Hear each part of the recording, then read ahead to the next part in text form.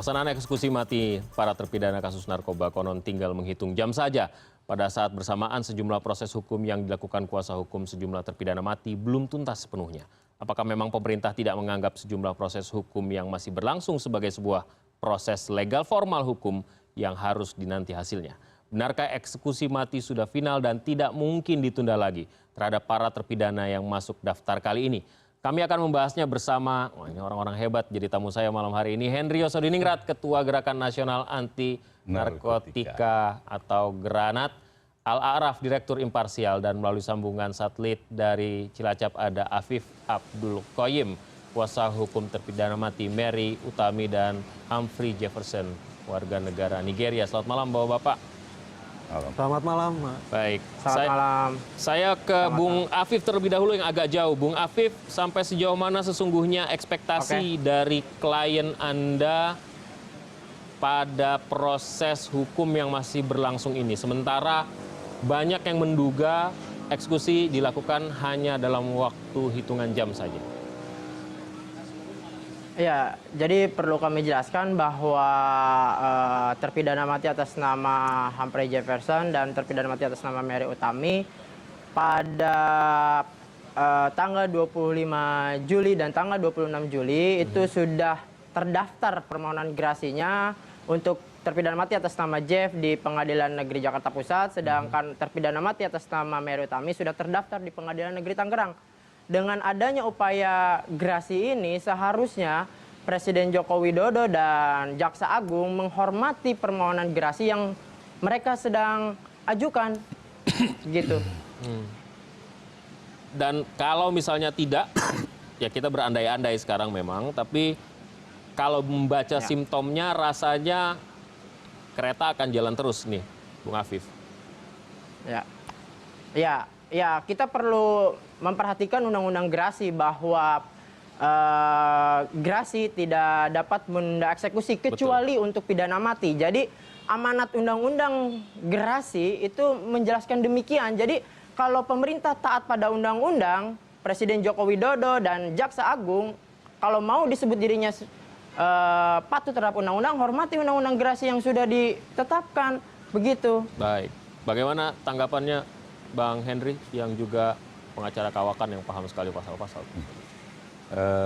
Pertama, kaitannya dengan eksekusi mati terhadap para terpidana itu baik secara tinjau dari segi kepastian hukum maupun keadilan sudah tidak ada hal yang perlu dipersoalkan lagi. Karena putusan dalam perkara mereka itu semua sudah mempunyai kekuatan hukum tetap. Kalau mendalilkan masih ada upaya hukum luar biasa PK, ya rasanya upaya PK pun yang dilakukan bukan baru yang pertama. Gerasi? Kalau gerasi kita sudah bisa memastikan sejak sebelum Presiden atau Jokowi dilantik sebagai presiden, beliau salah satu janjinya bahwa tidak akan memberikan gerasi dalam perkara narkotik. Ya, artinya kita sudah bisa tahu lah apa yang akan putuskan. Ya, apa jawabannya? Harusnya Bang Henry nggak bisa berandai-andai seperti begitu. Pasti akan ditolak gitu. Jadi ya nggak bisa berandai-andai seperti itu karena bagaimanapun juga ini merupakan hak terpidana untuk mengajukan gerasi. Baik. Sebentar Bung Afif. Ya tapi nggak bisa berandai-andai seperti itu kan? Tidak bisa berandai-andai kata yang. Ya halo. Kata Bung Afif tidak bisa berandai-andai begitu. Kapan permohonan gerasi itu diajukan? Kan gitu. Tanggal 25 ya? Kapan putusannya mempunyai ya, kekuatan hukum tetap? Ya, untuk terpidana mati atas nama Jeff itu tanggal 25 Juli. Sedangkan terpidana mati atas nama Mary Utami sudah terdaftar di Pengadilan Negeri menjelang eksekusi Oke, Bang. Ditahan dulu Bung Afif, silakan. Ya, jadi coba artinya kita harus jujur lah ya. Putusan dalam perkara-perkara itu sudah lama punya kekuatan hukum tetap. Ya, banyak kita lihat seperti apa yang dilakukan oleh Freddy Budiman. Menjelang mau eksekusi dulu mengajukan PK, ya PK yang kesekian kalinya. Ini menjelang ini setelah PK ditolak mengajukan gerasi. Ya, tapi coba kalau nggak ada rencana atau tidak ada tidak akan ada eksekusi yang ini, mungkin juga nggak mengajukan apa-apa. Dan mereka asik aja mengendalikan bisnis narkotik dari dalam. Tunjukkan dengan saya. Satu aja terpidana mati dalam kasus narkoba yang selama menjalani hukuman tidak mengendalikan bisnis narkotik dari dalam. Artinya menunda eksekusi terhadap mereka 1 hari sama aja melakukan pembiaran untuk melakukan pembunuhan terhadap anak bangsa. Setidaknya 50 orang setiap hari. Itu yang harus kita pertimbangkan. Dan keputusan ini didukung penuh oleh DPR dari komisi Yes. Anda. Tidak ada isu soal. Tidak ada. Bung Al-Araf bagaimana? Ya begini, Bagaimana imparsial melihatnya? dalam negara hukum tentu kita berpijak dalam norma hukum yang tertulis dalam peraturan undang-undang yang berlaku. Cukup positif. Ya, pasal 13 Undang-Undang Nomor 2 Tahun 2002 tentang gerasi menyebutkan bagi terpidana mati, kuasa hukum atau keluarga terpidana yang mengajukan permohonan gerasi, pidana mati tidak dapat dilaksanakan sebelum keputusan presiden tentang penolakan permohonan gerasi diterima oleh terpidana.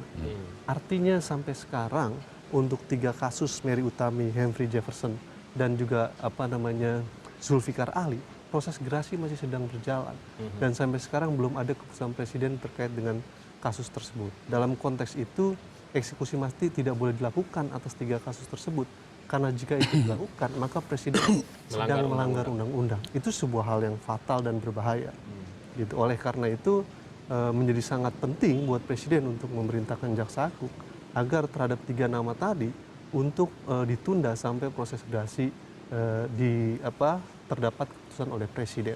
Itu terkait dengan 3 kasus tersebut dalam konteks gerasi. Oke, itu kan secara umum demikian. Tapi kita harus juga tidak boleh melupakan bahwa kejahatan ini adalah kejahatan terhadap kemanusiaan, ya, kejahatan luar biasa, kejahatan yang mengancam keselamatan bangsa, ya. Dan yang akan memberikan gerasi atau tempat mereka meminta itu sendiri sudah jauh hari mengatakan, bahkan belakangan ini pun mengatakan, ya, bahwa tidak akan pernah memberikan gerasi. Bahkan dalam peringatan Hari Anti Narkoba Internasional, Presiden dalam sambutannya mengatakan bahwa kalau saja undang-undang membolehkan untuk menembak di tempat pelaku-pelaku itu, artinya belum proses peradilan dulu, ya. Maka sudah saya perintahkan kepada Kapolri dan Kepala BNN untuk tembak, untuk didor. Tembak di tempat. Ya, kemudian saya perintahkan untuk didor beberapa kali kalimat itu. Dari sini kita harus sudah menarik satu apa sih yang dimaksud oleh Presiden di situ. Kemudian bahkan mengatakan lagi, kejar mereka, gebuk mereka, hajar mereka. Ya, lah yang mau dimintakan gerasikan pada presiden. Tapi Araf bilang ini undang-undang nih. Iya, hukum tidak berbicara tentang pengadaian. Ya. Hukum berbicara tentang sebuah kepastian. Nah, pertanyaan saya, Kepastian hukum itu diukur dari bentuk kapan keputusan permintaan gerasi itu diajukan? Loh, apakah sekarang ini, ya, ketika besok mereka udah oke, kita tunggu, berandai-andai lagi, kita tunggu. Begitu ditolak gerasi. Tidak ada aturan yang melarang tentang kapan saya tahu gerasi dilakukan. Saya tahu. Artinya kan sekarang secara hukum diperbolehkan. Nanti walau dulu. itu jelang Katakanlah ditunda, ya, karena permintaan ini, ya. Kemudian nanti keluar penolakan dari presiden. Upaya hukum lagi, apalagi MK sudah memutuskan bahwa gerasi PK itu tidak terbatas 1 kali.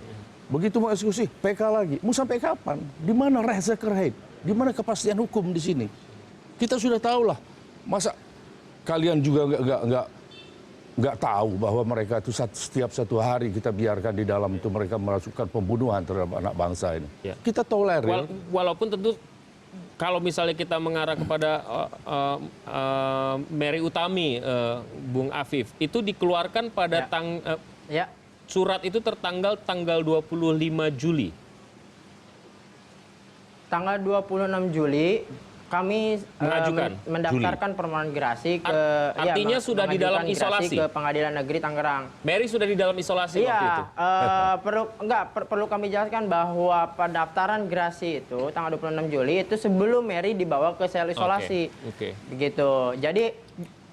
Jadi ini harus dihormati terkait dengan permohonan gerasi, tapi Jaksa Agung yang ngotot bahwa Mary harus dinotifikasi tentang pelaksanaan pidana matinya. Jadi ada perbedaan waktu yang cukup jauh di situ. Putusan terakhir itu putusan apa?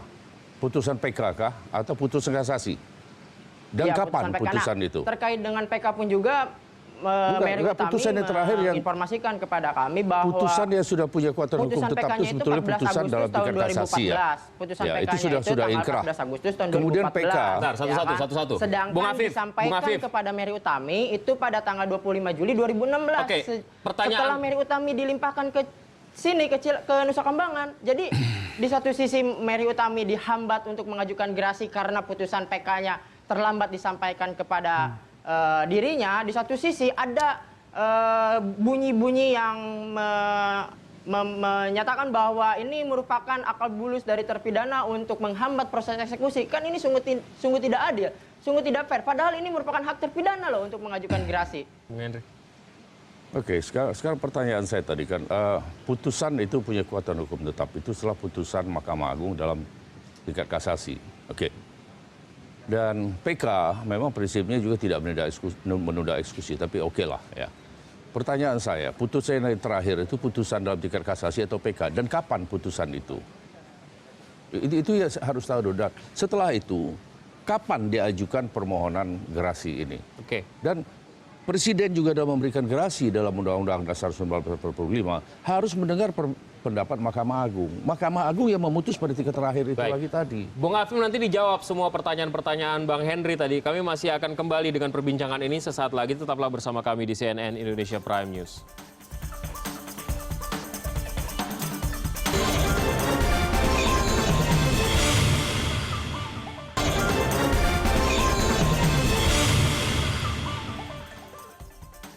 Mari kita lanjutkan perbincangan ini. Sebelumnya Henry Yosodiningrat mempertanyakan seberapa serius sesungguhnya klien dari Bung Afif Abdul Qoyim ini, dua nama Mary Utami dan Humphrey Jefferson, memang sungguh-sungguh melaksanakan upaya hukum. Jangan-jangan hanya buying time saja, akal-akalan untuk menunda Bukan jangan-jangan memang buying time betul. menunda hukuman mati. Kapan PK dikeluarkan? Kapan Ya, silakan. Ya, pada prinsipnya gini. Jadi ini merupakan proses hukum yang harus dihormati oleh Jaksa Agung dan Presiden Joko Widodo, dan itu nyata-nyata diamanatkan oleh undang-undang. Jadi semuanya harus patuh dulu nih terhadap undang-undang. Bahwa Mary Utami diputus pidana mati oleh Pengadilan Negeri Tangerang pada tahun 2002, iya betul. Kemudian Mary Utami diputus oleh Pengadilan Tinggi Banten pada tahun 2002 juga, iya pidana matinya.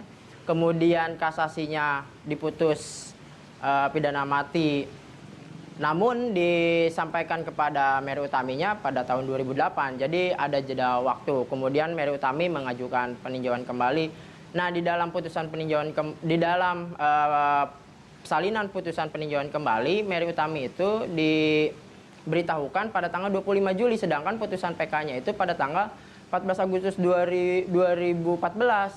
Ada jeda waktu 2 tahun yang tidak diketahui oleh Mary. Ini kemana nih putusan nyangkutnya, ya kan? Nah, sedangkan untuk Jeff sendiri, dia diputus oleh Pengadilan Negeri Jakarta Pusat pada tahun 2004, kemudian mengajukan banding pada tahun 2004 juga, kemudian mengajukan kasasi diputus pada tahun 2005, semua putusannya sama. Nah, kemudian untuk terpidana mati atas nama Jeff, berdasarkan keterangan terpidana mati yang ada di LP Cipinang dengan disaksikan oleh terpidana yang lainnya, bahwa dirinya Jeff ini dijebak oleh Kelly. Nah, keterangan itu dijadikan novum untuk mengajukan peninjauan kembali. Namun lagi-lagi keterangan itu tidak dipertimbangkan oleh Mahkamah Agung. Jadi karena ada permasalahan terhadap proses hukum, ya. Silakan. Ini pertanyaan saya itu kapan Ya, silakan. Gimana? klien Anda itu menerima pemberitahuan dari pengadilan negeri semula, pengadilan negeri yang memutus atau pengadilan negeri asal, akan putusan PK-nya itu kapan?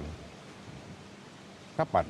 Putusan PK-nya itu pada tanggal 25 Juli 2016 untuk terpidana mati Mary Utami.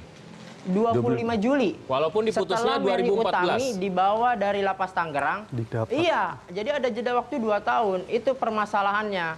Kenapa negara itu menghambat proses untuk Mary Utami mengajukan gerasi. Kalau Mahkamah Agung segera menyampaikan permohonan PK-nya, barangkali Mary Utami juga akan mengajukan permohonan gerasi pada saat itu juga.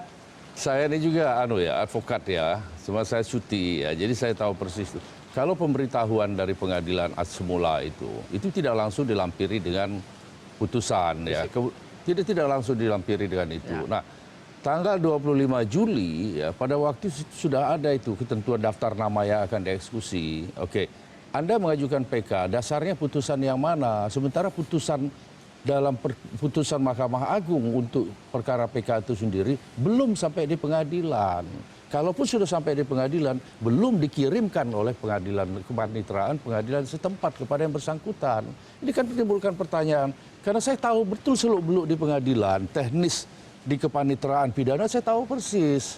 Gitu, coba kita bicara jujur lah. Iya, jadi yang disampaikan ke Mary Utami itu rilasnya, bukan salinannya. Iya, betul bahwa putusan itu tidak langsung sampai kepada Mary Utami, tapi hanya rilas kalau Anda mengajukan PK, mengajukan gerasi. Tanggal 25 Juli, itu pada tanggal 25 Juli 2016 baru sampai ke Mary Utami. Putusan PK-nya tahun 2014.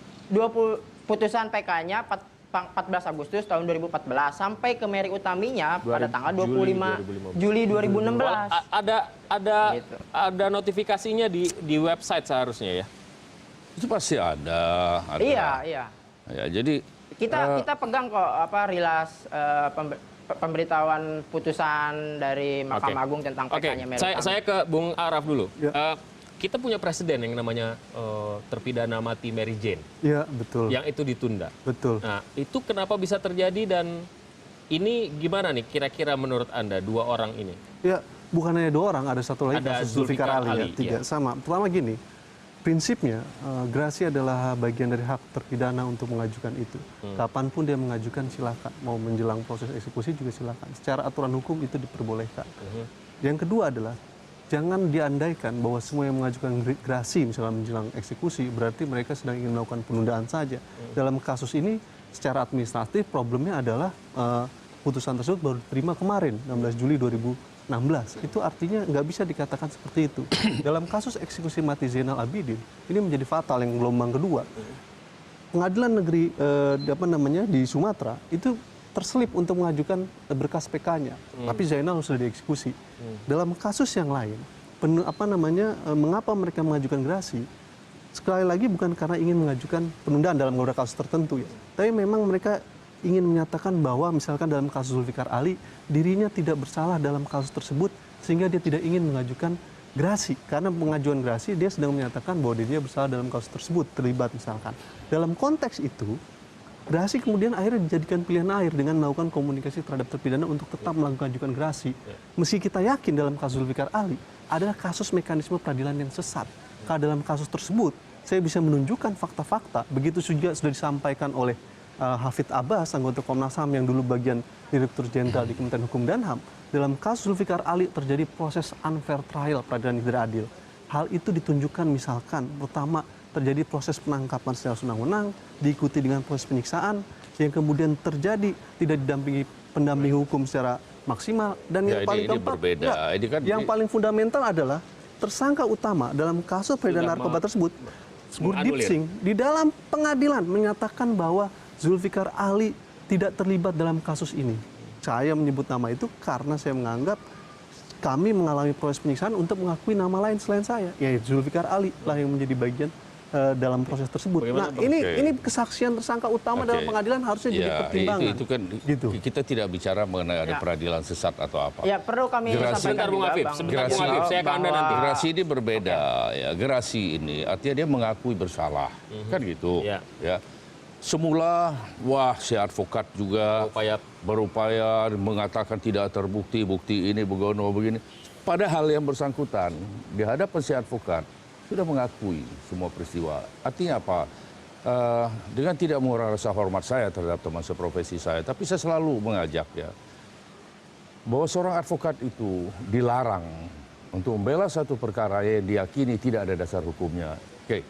Apalagi membalikkan sesuatu. Dan pada akhirnya, kalau saya punya klien, tadinya dia menyangkal, kemudian hari setelah terbukti itu baru dia gerasi. meminta pengampunan, artinya dia mengakui. Ngapa diurus lagi? Mau ngapain lagi? Artinya Walaupun bukan sebenarnya buying ada celah. time. Walaupun sebenarnya ada celah untuk itu kan, ada opportunity untuk menggunakan. Ya, tingkat itu kan sangat kecil sekali. Salah kalau saya katakan itu bahwa itu buying time. Sementara di sini sudah mengakui. Lalu sekarang apa? Pertanyaan saya kepada si lawyer. Mengakui nggak dia bahwa dia bersalah? Bung Afif, Ya, jadi pada prinsipnya gini, ya secara fakta bahwa Mary Utami membawa tas yang berisi narkotika, ya. Tapi perlu dipahami dan ini tidak dijadikan pertimbangan oleh hakim bahwa dirinya ketika membawa narkotika itu harus dilihat latar belakangnya bahwa itu merupakan bagian dari sindikat narkotika yang menipu Mary Utami. Dia diajak ke luar negeri, ya kan, kemudian Kalau dia nggak bersalah, ajukan PK diajak 100 kali jalan-jalan, lagi, dikasih jangan gerasi. ongkos. Nah, tapi ketika Mary Utami menghadapi diajak jalan-jalan itu, balik lagi ke Indonesia, ternyata Mary isinya Utami narkoba. disediakan narkoba di tasnya gitu. kenapa tidak diajukan Nah, PK ini kan kembali? merupakan Kenapa bagian dari- akhirnya gerasi? Gerasi itu kan menunjukkan posisi sebenarnya.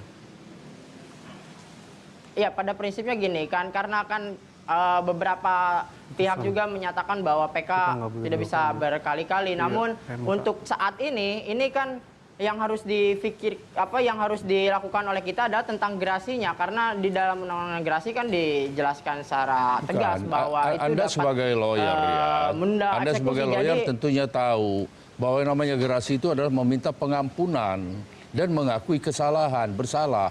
Kan Anda tahu itu. Artinya klien Anda sendiri mengaku bersalah dalam peristiwa ini. Iya kan? maksud saya juga yang harus diperhatikan adalah kita harus melihat bahwa posisi Mary Utami pada saat itu sangat rentan. Dia ditipu, diajak ke luar negeri. Nah, itu yang harus diperhatikan. Nah, itu dituangkan dalam permohonan Oke. gerasi. MK sudah Nah, memberikan mudah-mudahan peluang dengan untuk terdaftarnya PK permohonan lebih dari gerasi. satu kali. Anda ajukan Itu PK 100 kali lagi. Harus konsisten dong. Kalau nggak salah, jangan mengaku salah, jangan minta ampun. Kan tadi saya sudah Begitu dong. Sebagai advokat, Anda harus berani menasehatkan itu. Sebagai advokat, saya ingatkan ya, sebagai advokat kita tidak boleh dikendalikan oleh klien. Kita tidak boleh diatur sekehendak klien. Andalah yang menentukan, Andalah yang memberikan nasihat. Dalam memberikan nasihat kepada klien, kita harus jujur. Meskipun pahit buat si klien, itu advokat yang profesional. Ya kan? Putusan itu disampaikan 25 Juli 2016, ya kan? Apa yang mesti kami persiapkan dalam waktu yang singkat ini? Keputusan kami adalah untuk mengajukan gerasi yang visible untuk kami lakukan untuk advokasi Mary Utami. Baiklah. Itu. Gue suara nyambung. Baik. Kalau misalkan putusan PK-nya itu jauh-jauh hari disampaikan ke Mary Utami, barangkali permohonan gerasinya akan disampaikan seketika itu juga. Baik, nggak Bung saat Afif. ini. Kita Gitu. kami ucapkan terima kasih atas kesempatan Anda bergabung bersama kami, dan tentu saja kalau misalnya kita menghitung masih ada hitungan jam, mungkin saja ada keputusan yang akan muncul dari istana terkait pengajuan klien Anda. Terima kasih sekali lagi telah bergabung dengan CNN Indonesia Prime. Oke. Dan kami masih akan lanjutkan perbincangan ini dengan dua narasumber kami di studio. Tetaplah bersama kami.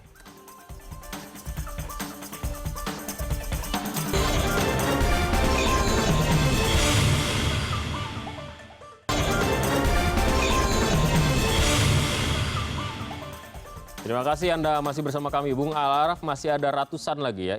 Hitungan kami sekitar 150 lebih lagi terpidana mati yang menunggu eksekusi dilakukan. Bagaimana imparsial melihat ini? Karena ini akan terus, ini ada jilid 1, jilid 2, jilid 3, dan seterusnya. Iya. Gitu ya.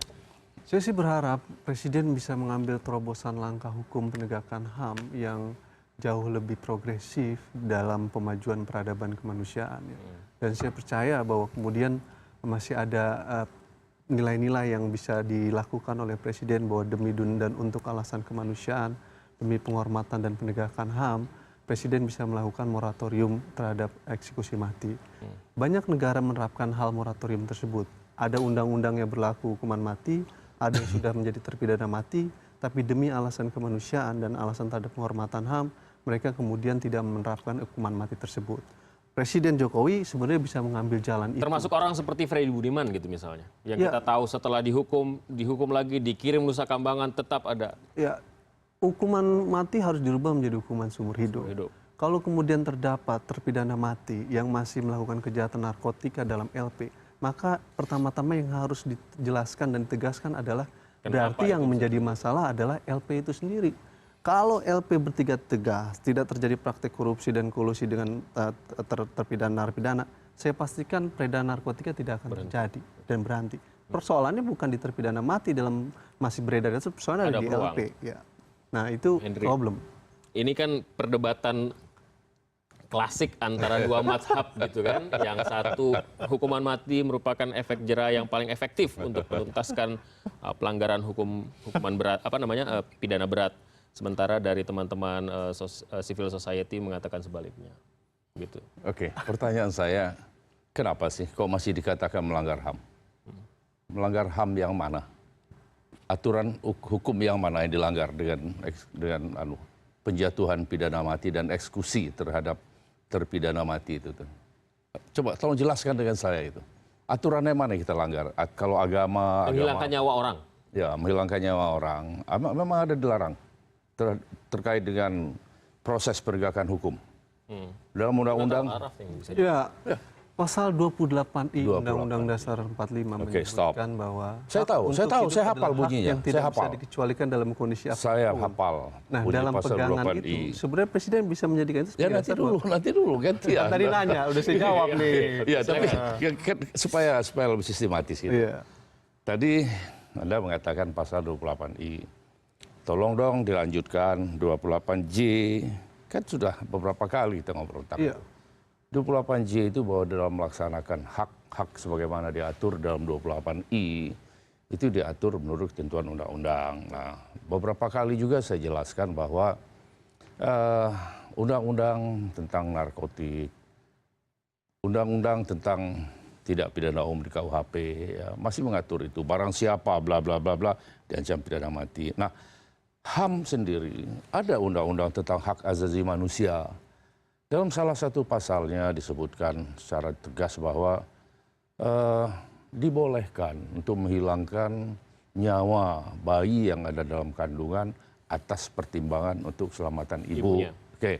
Artinya kalau 28I saya uraikan ke 28J, saya kaitkan dengan undang-undang yang lain, KUHP, undang-undang tentang narkotika, saya kaitkan undang-undang tentang HAM sendiri, tidak melanggar HAM. Oke.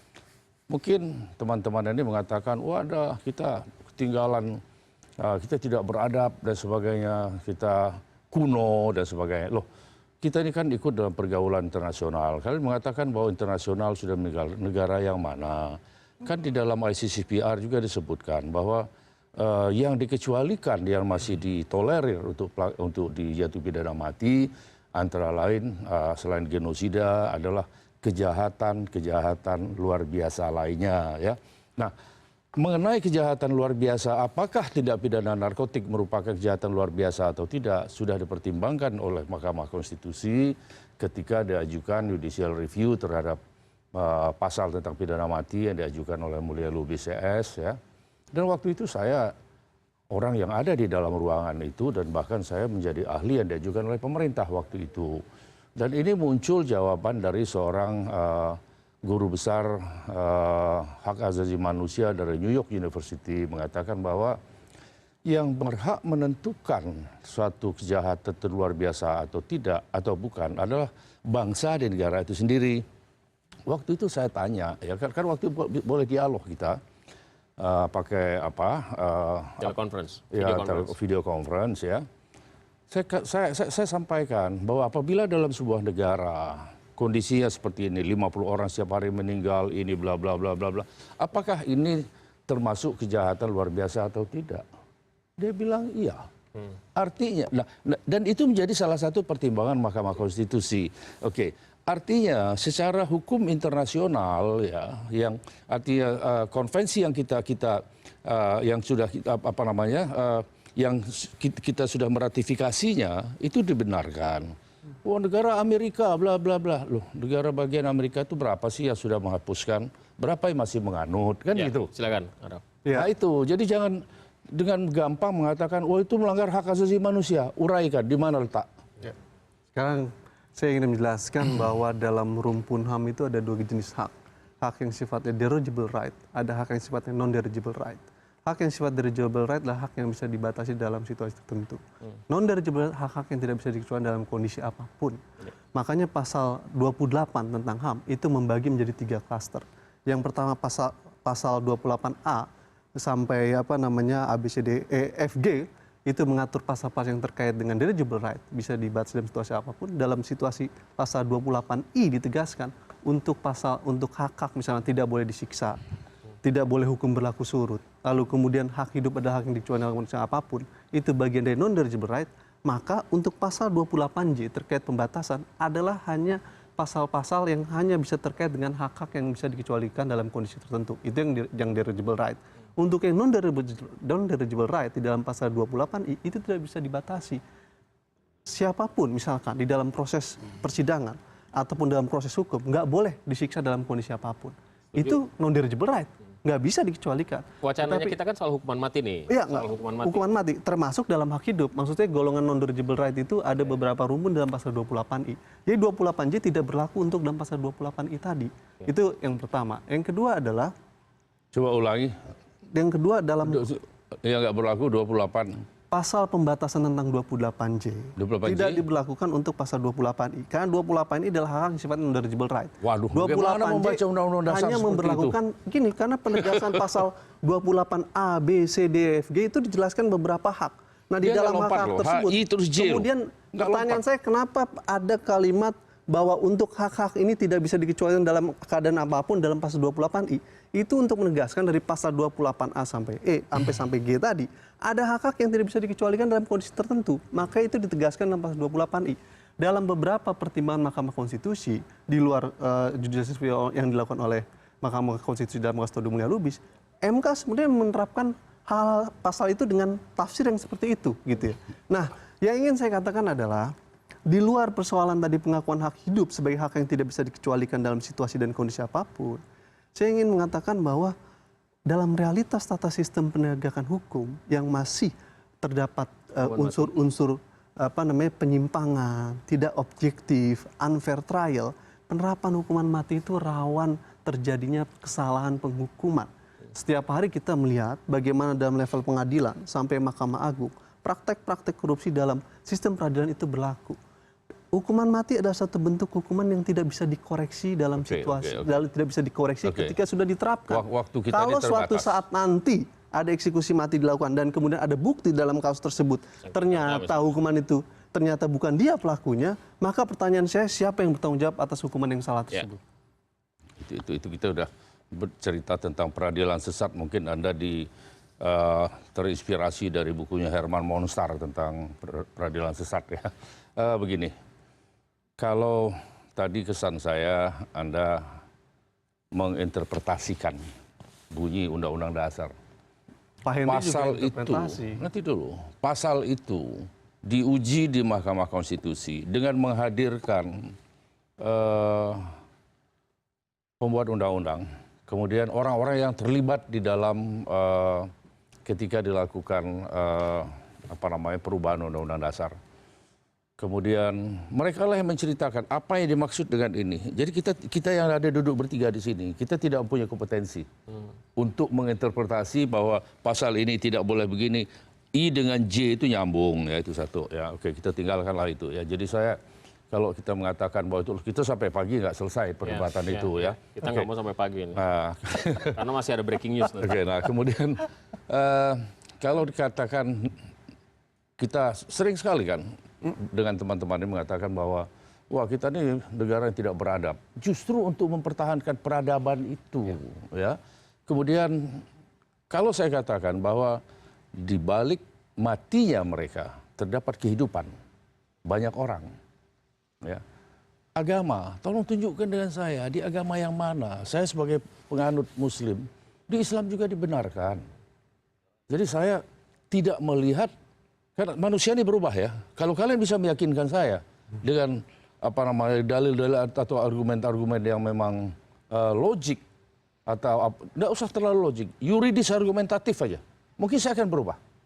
Ya, karena apa? Karena menurut saya begini, tidak usah dituntaskan karena kita tetap butuh perdebatan ini. Dipelihara sama dia. Kayaknya nggak akan nyambung sampai pagi juga. Bapak-bapak intinya terima kasih atas masukannya. Masyarakat bisa menilai apa yang menurut mereka benar atas dua mazhab ini sekali lagi. Kita ketemu ini sudah berapa tahun begitu ya. Kalau nggak bisa bilang 10 tahunan, isinya tetap sama. Nanti juga kita ketemu lagi, isinya tetap sama. Terima kasih sekali lagi Bapak-bapak. Kita lihat perkembangannya seperti apa yang terjadi di Nusa Tenggara. Semoga Presiden bisa melakukan moratorium terhadap hukuman mati. Baik. Saya tidak mengaminkan. Oke. Dan inilah akhir dari perbincangan ini. CNN Indonesia Prime News akan kembali dengan update informasi seputar respon pasar terhadap kebijakan pengampunan pajak. Kita duduk dulu.